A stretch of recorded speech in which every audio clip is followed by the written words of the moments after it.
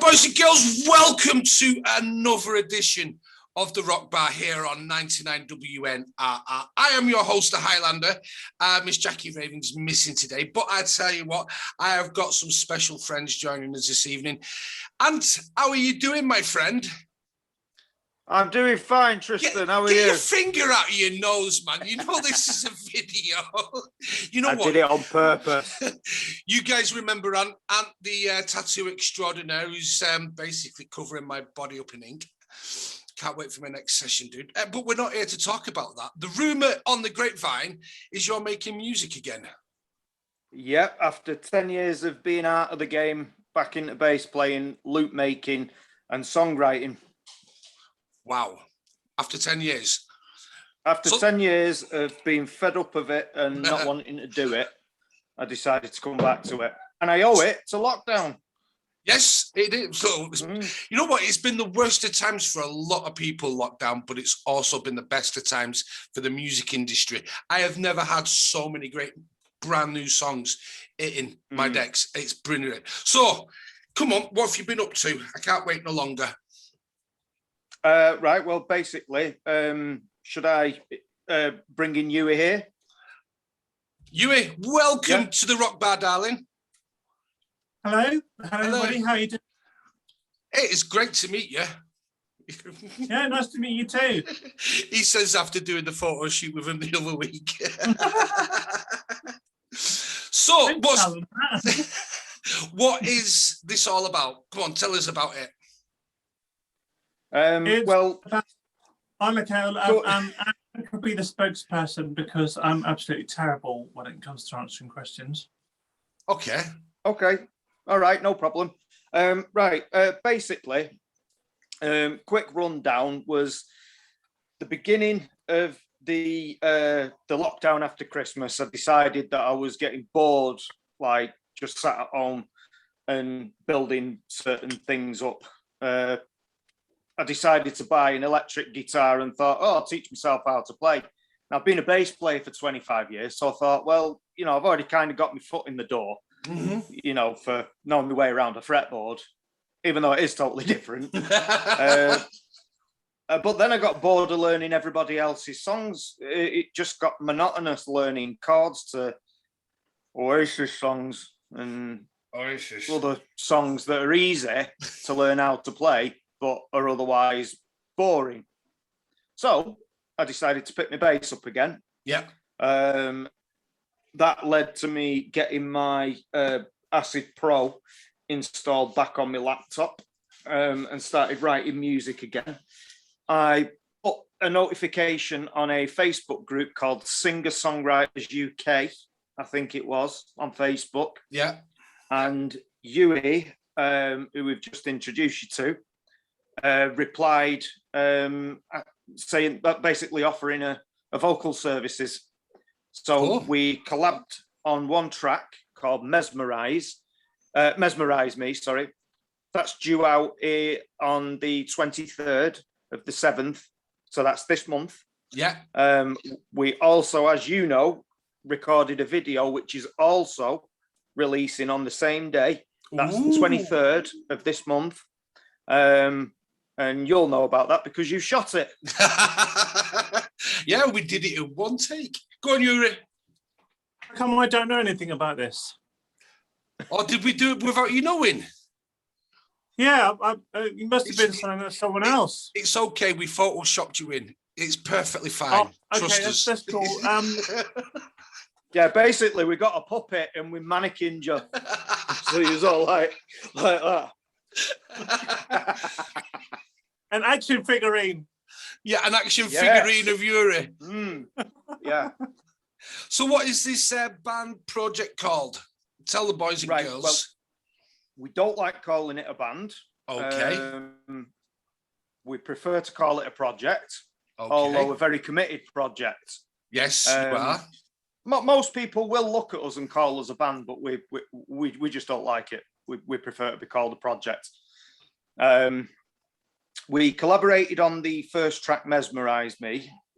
And then after couple more chats and a few more songs sent backwards and forwards, we decided that we were going to take this the step further and actually form form the full Ethereal and the Elevated. Now, this is where I will bring Yui in here, because this is a moniker she's had for a long, long time. So essentially, I've kind of joined her thing, if that makes sense. Right. Well, let me ask. It's like yeah.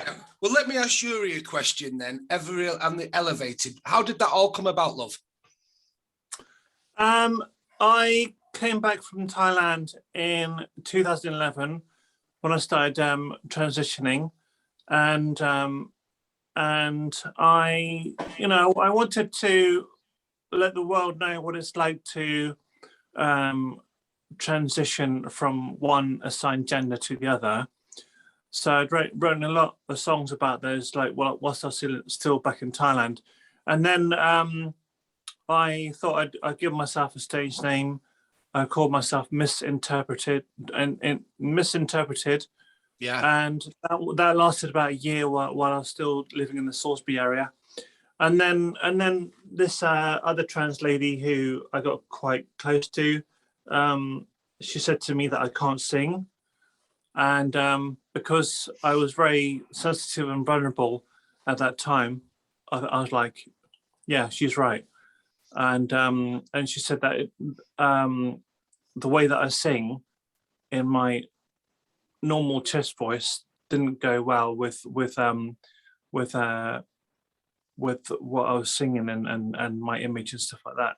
So in 2012, I rediscovered Bon Iver, also known as Justin Vernon, who is well known for the song Skinny Love, and I thought, like, okay, I can relate to this somehow, and then I started Yui Karlberg Music, and then that went off for a while, and that was going all right. And then in 2016, when I went to a friend's open mic night, he referred to me as Ethereal, and I didn't even know what that meant at that time, and I was like, I have to have that as the stage name. And then he told me what it meant, and that reassured me that I should stick with that stage name ever since. And then after a distribution deal with a bedroom label over in New York called XYYX Records, to help distribute my debut album that recorded in a professional studio, I met a drummer and a bass player from doing an album launch gig, and then we decided that, okay, we've got to think of a band name, and seeing as I'm a big fan of Florence and the Machine, that's how the name Ethereal and the Elevated came along, and then the pandemic came along. We only did one gig together in March of last year, and we had weddings and stuff like that we were booked for, but they all got cancelled, which was a shame. And then I decided, like, because everybody's social distancing and self-isolating and stuff like that, I just decided in the end, like, to just try with my other singer friend Rachel, let the drummer and the bass player get on with their own lives, because they were in a band before they met me, and and then it didn't work out with my other singer friend, even though we just do covers now. Yeah. So then she helped me to realize that And the Elevated is just a collaboration project. Well, then since meeting Ant, and we were going to call this Buddha Bomb, but I'm glad we didn't in the end. Yeah. Oh, shit name. Rubbish. But now after meeting Ant and meeting you, and meeting someone else who we can't talk about yet, unless Ant maybe wants to. It looks like this will be more than a collaboration project, but even though with Ant and I being the main people on board, I still like to encourage others to collaborate with us. So yeah, it could be potentially a very big project. Or I already had the vision of it to be like an enterprise. So yeah, right, yeah. Little baby. That actually brings me to a point here, Tristan. Yeah. I've got a wee job for you if you're the man for the task. Well, go on. For our upcoming album, which is called Yui, what's it called? I don't know how to pronounce it properly. Bodhisattva, which means disciple of Buddha. Right. Yep. With that album coming out, we're going to be putting on some instrumentals, but I'd like to be a bit more sample heavy with vocals and stuff. So I might have you reading a few quotes, Tristan, and recording them in order to feature on some of these tracks. I would love to. Yep, it might not work, but we'll try it. We'll try. But I just want to go back a couple of steps because you said that this all came about through the COVID-19 lockdowns. You all sat at home. How was music writing at home and sending it to each other? How has that gone for you both? A lot easier than I thought it was going to be. A lot easier. I mean, I've kind of done this before. With the last band that I was in. When we first started out, we were recording ideas, sending them over. The guitarist of that band would pop his guitars on, and we'd mainly bounce back ideas, never to use properly recording wise. But I thought, well, that kind of worked out well last time. Surely we can do it again. And since we got this sort of like going, it's actually helped me improve on certain things like music production and getting certain things sounding just right. And actually, I'm not saying this to blow my own trumpet, but the same thing applies for Yui as well. What we've been able to record at home has been of decidedly better quality than some of the demos I've recorded in proper studios over my tenure in 3 bands. You know what, boys and girls, I can go one step further than this because, as you guys know, I get sent a hell of a lot of music each week.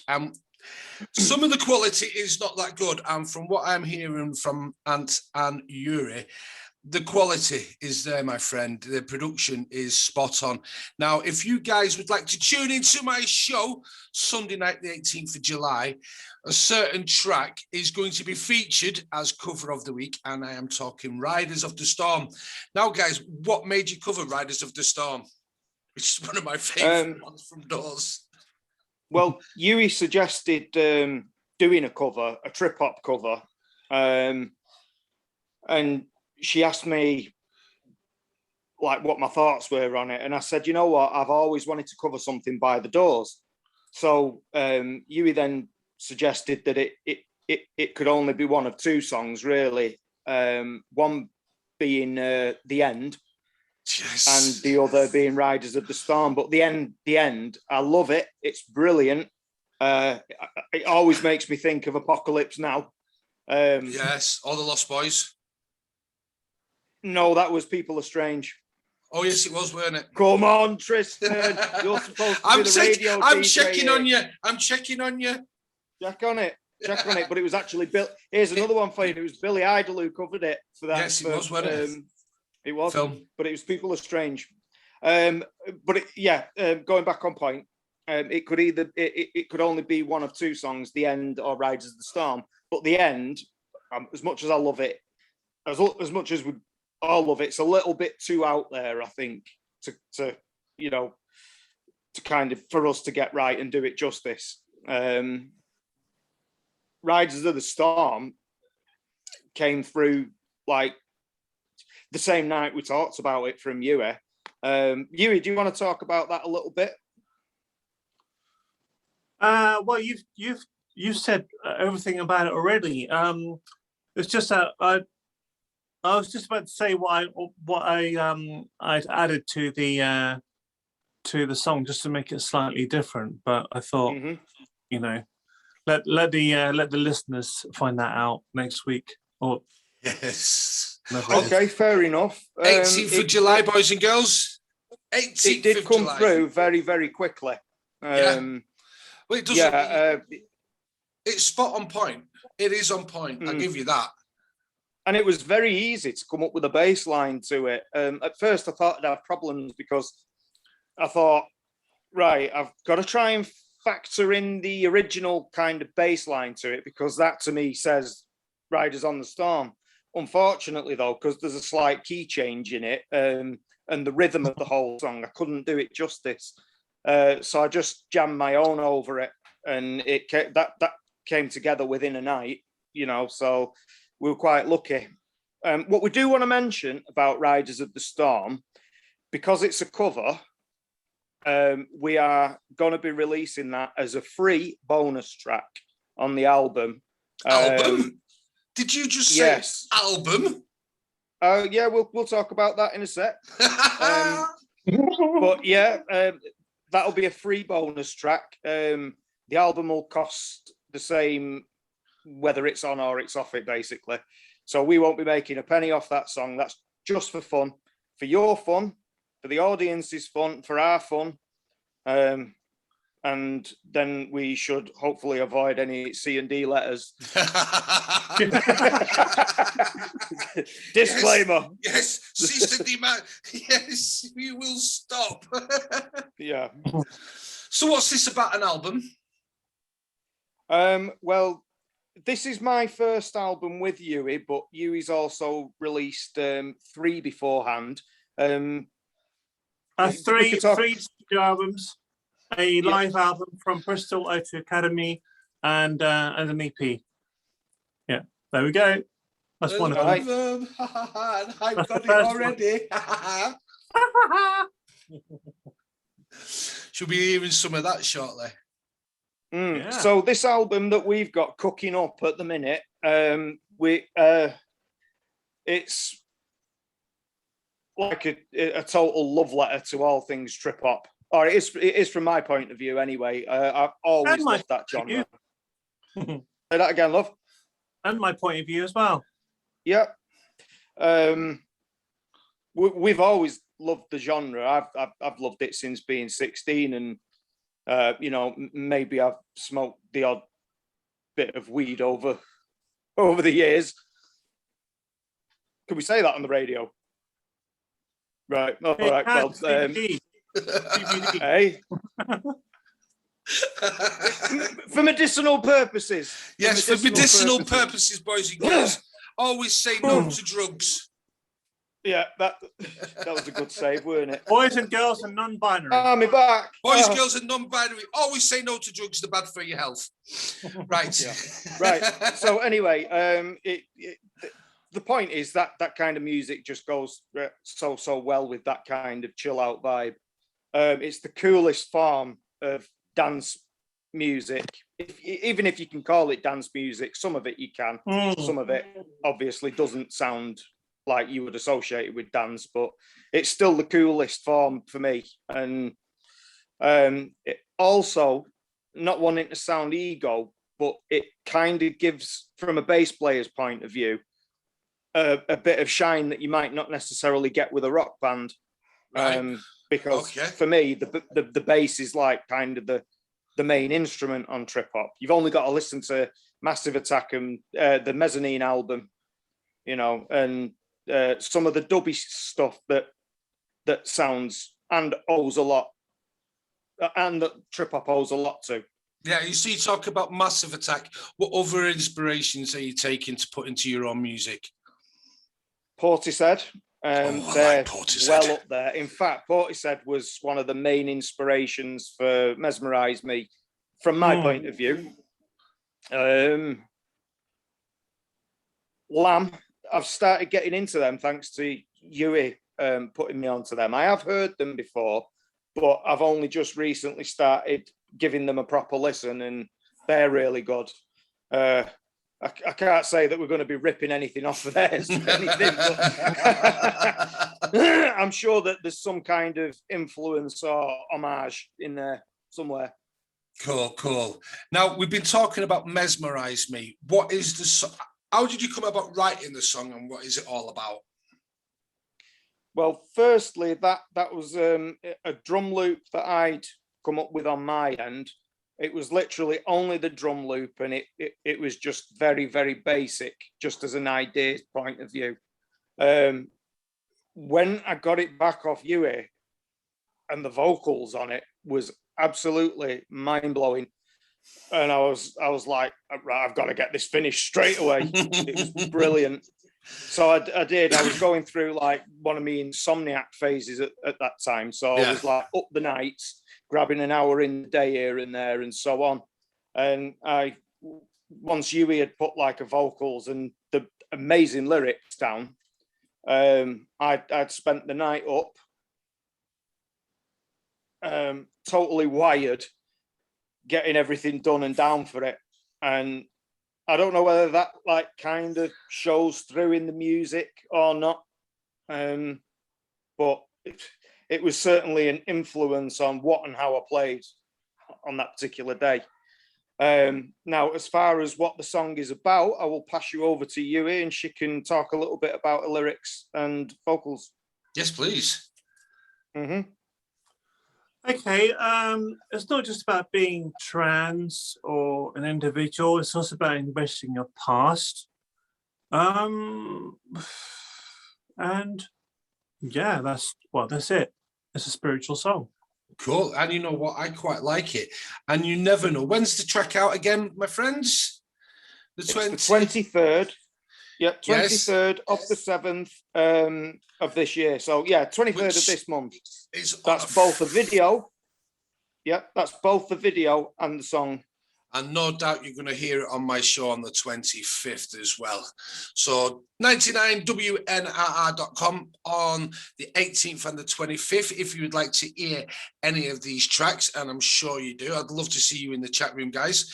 All I can say is, guys, thank you so much for joining us here. 99WNRR, the Rock Bar. We love having people come join us and telling us what they're getting up to. So before we go, what plans have you guys for the future? Now, I know you said an album. Yeah, that album's, it's gone from having like being an 8-track EP to being like this 18-track like epic opus of an album. Did I not see somewhere? Did I not see somewhere this is going to be a 30-track album? Oh God! No, that's the last. I think 18. Oh, is that that's the last album? Yeah. Well, the good thing is, see, some people would look at that and think, God, that's a lot. That why don't you split it down and put it into 2 albums? But or maybe 3. Yeah, it could go on 3. But we're always on point for these songs. You know, Yui's got a lot that she's bringing forward from writing in the early days, so it's like, you know, she's got her own back catalogue there. I'm always down for knocking up like loops and you know, bass lines and that. I found myself really enjoying getting back into it. You know, a part of me was like, why the hell did I ever quit? But then I remember how I was feeling at the time. And then I think, oh yeah, but I don't get that with this one because it's just a total passion project. It's, you know, there's a lot of love going into it. Yes. So anyway, there you have it. That 18-track album. It's going to have some instrumentals on it. Yeah. Only a few. I'm going to have 2 for it, and I'm not sure about Yui doing her instrumentals, but you know, the option is obviously there. We're going to be selling that album on the likes of Bandcamp, Patreon, Buy Me a Coffee, along with other merchandise, which we're currently making. Now, this is an early prototype, very basic. I know you don't like the colour purple, Tristan, but it's purple, so suck it. And it's got print lines on it from 3D printers, but I'm going to be working on getting rid of them on the real main batches that I've printed. There's pendants, there is wall plaques, freestanding desk plaques that are going to be available, bracelets, and we've got a few other ideas for other things, which will obviously be going on the Patreon and Buy Me a Coffee sites, and people can have their own bits and hopefully support us. Yes, guys. If somebody wants to come and support you, how can they do it? Where can they find you? Give me some links. Well, can we include links on, like, in the comment section of some of this video? Yeah, I'll post the links. Basically, I mean, I can't remember them off the top of my head. Oh, hang on. I'll get my phone. People are just going to click the links, aren't they? And what do you think if we do a guerrilla gig sometime? Yeah, that sounds good. We are into. We need to make sure. Yeah, kind of a bit like a Stone Roses warehouse type thing. Yes, I remember them very well. Yeah, they just used to set up, didn't they, wherever they pleased, not tell anyone about it, and then people just used to have to try and follow the. I'll tell you what, they basically set up like raves, but for their gigs, didn't they? Yeah, and I'll tell you what, that'll be cool. Within 10-15 minutes, the crowds were attending. That's all I'm saying. The word used to get out really quick. It was brilliant back in the day. Oh, showing me edge now. I know. See, one of my regrets is the fact that I was too young for them sort of things back when they were about, I think I was about 7-8 years old back when the Roses first hit the scene. But I got to see them at Heaton Park, and you never thought they'd have ever been away. They were absolutely spot on. Even Ian Brown's vocals were on point, and he's usually the one that, everyone in the crowd is in key by one person, and it's always him. You can hear the auto-tune sometimes catching up. But on this particular Stone Roses gig, he was absolutely spot on. It was brilliant. Cool. Absolutely brilliant. Cool. Anyway, that's enough about other bands. Guerrilla gig is definitely on the cards. I'd love to do that. We obviously have to make sure that we've got the right sound system for the job. So a little bit of research is going to be involved on it from our point. We could do it acoustically. All you need is an acoustic bass. And that would be it, wouldn't it? I guess so. I still think if we're going to do a gig like that, I think we should sort it out for going the full hog. We can do acoustic gigs at some point, absolutely. Yes. But personally, I would suggest hitting everyone as we want them to hear us on the album first. We could talk more about that in the future and whatnot. Right, I'm being told now that we're running out of time here on Zoom. So, guys, I'm going to have to say good night and God bless. Thank you for joining us here on the Rock Bar. We obviously will be in contact nearly every day anyway, chatting about it. Can't wait for the 18th of July. I'm going to debut Riders on my show, and then again the following week we're going to hit you with a bit of Mesmerize Me, and you will see exactly what he's talking about. It's a lovely tune, and here at the Highlander Show, I'm not really genre specific. There's only two genres in music, boys and girls. There's awesome or there's not, and you can only hear the awesome stuff on my show. And yes, excellent. So, boys and girls, thank you for joining us here on YouTube. Thank you, Ant. Thank you, Yuri. Just before we go, is there any last thing you'd like to say to the boys and girls listening or watching? Yeah, I think it's Yui, not Yuri, Why? You know, I have problems with simple English. Yuri sounds Russian.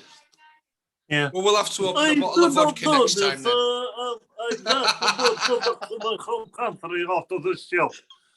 Well, I'll tell you what, next time we see each other, we'll open a bottle of vodka and celebrate properly.